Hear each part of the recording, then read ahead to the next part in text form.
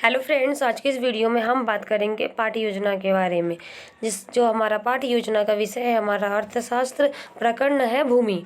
ठीक है, इसमें हमें अपना नाम क्लास, दिनांक, कक्षा, अवधि, सारी चीज़ों को भरने के बाद हम लोग आएंगे शिक्षण बिंदु पर। हमारा शिक्षण बिंदु क्या है, तो भूमि का अर्थ एवं परिभाषा रहेगी, भूमि की विशेषताएँ और भूमि का लक्षण। ठीक है, इसमें हम लोग के उद्देश्य को भरना है। उद्देश्य के लिए हमें ज्ञानात्मक उद्देश्य है, बोधात्मक उद्देश्य है, रुचियात्मक उद्देश्य है और कौशलात्मक उद्देश्य है। इसे हमें भरने के बाद हमें इसमें विधि भरनी होगी कि हम लोग कौन से विधि से बच्चों को पढ़ा रहे हैं। तो हमारा विधि रहेगा व्याख्यान विधि और प्रश्नोत्तर विधि। ठीक है, सहायक सामग्री में आ जाएगी हमारा कक्षागत सामान्य उपकरण। ठीक है, चार्ट, डस्टर, चौक, फिर आपका श्यामपट्ट। ठीक है, ये सारा चीज़ें हमारी सामग्री में आ जाएगी। पूर्व ज्ञान बच्चों को देना है, प्रीवियस नॉलेज क्या है।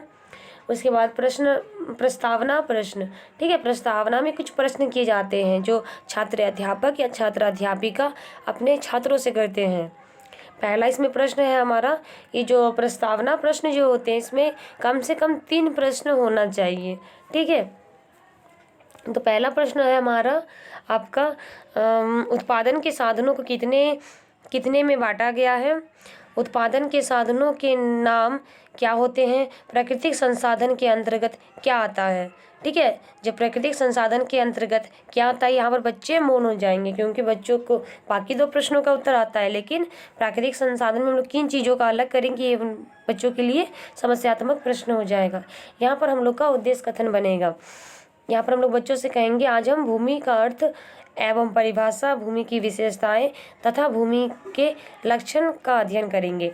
ठीक है, प्रस्तुतिकरण में हमारा आ जाएगा प्रेजेंटेशन में।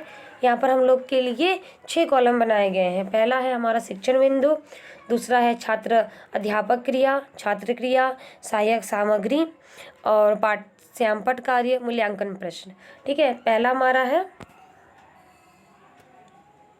आपको जूम करके दिखा देती हूँ, भूमि का अर्थ तथा परिभाषा लिखना हमें। इसके लिए हम लोग बच्चों से कुछ विकासात्मक प्रश्न पूछेंगे, जिसका उत्तर फिर छात्र अध्यापक या छात्र अध्यापिका के द्वारा स्पष्ट किया जाएगा। ठीक है, इसमें छात्र क्रिया हम लोग भरेंगे, विधि प्रविधि को भरना होगा हमें।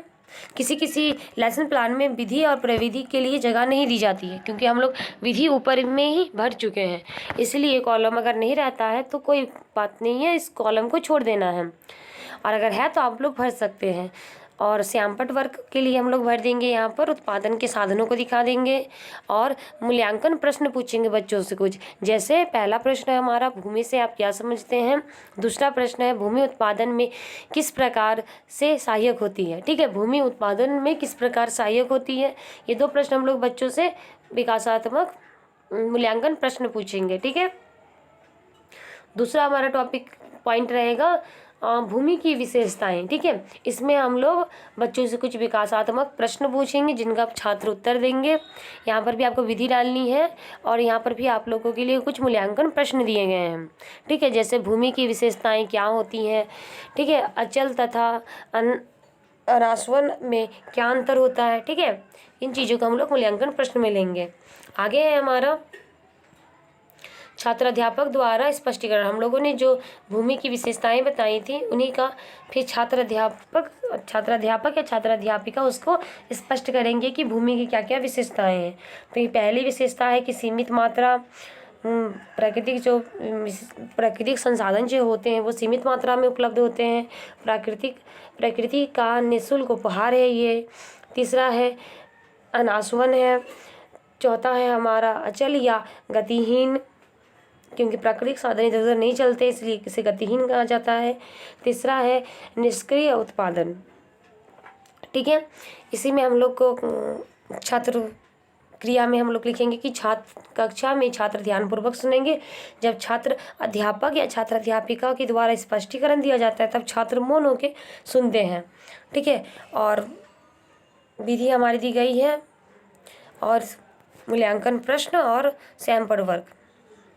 तीसरा प्रश्न है हमारा, तीसरा पॉइंट रहेगा हमारा भूमि के लक्षण। ठीक है, भूमि के क्या क्या लक्षण है, तो विकासात्मक प्रश्न बच्चों से कुछ करेंगे हम लोग, जैसे भूमि के लक्षण से आपका क्या तात्पर्य है, घटते सीमांत प्रतिफल का क्या नियम है, ये बच्चों को हम लोग बताएंगे।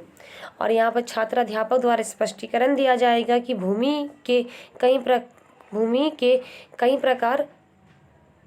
प्रकार लक्षण होते हैं। पहला है गुणों में विविधता, दूसरा है हमारा विविध या वैकल्पिक उपयोग। ठीक है, आगे हमारा इसमें मूल्यांकन प्रश्न पूछेंगे, भूमि के लक्षण से आपका क्या तात्पर्य है। ठीक है, यहाँ पर श्यामपट्ट वर्ग दिया गया है। आगे हम लोग पुनरावृत्ति प्रश्न करेंगे बच्चों से। ठीक है, रिकैपिचुलेशन क्वेश्चन कुछ करेंगे बच्चों से हम लोग। पहला इसमें मानवीय संसाधन से आपका क्या तात्पर्य है, सीमित मात्रा से आपका क्या तात्पर्य है, भूमि के गुणों में विविधता से क्या तात्पर्य है। ठीक है, गृह कार्य देंगे बच्चों को कि आप भूमि के लक्षण पढ़कर आएंगे। ठीक है, बच्चों को गृह कार्य देना होता है और इसमें सुपरवाइज़र का साइन रहता है आपका एक तरफ, और एक तरफ पीपल्स टीचर का सिग्नेचर रहेगा। ठीक है, आपको इसमें हर लेसन प्लान में खुद का सिग्नेचर करना होता है। ठीक है, इसी तरह आपको और भी लेसन प्लान चाहिए तो हमारे चैनल को लाइक शेयर एंड सब्सक्राइब ज़रूर करें। Thanks for watching.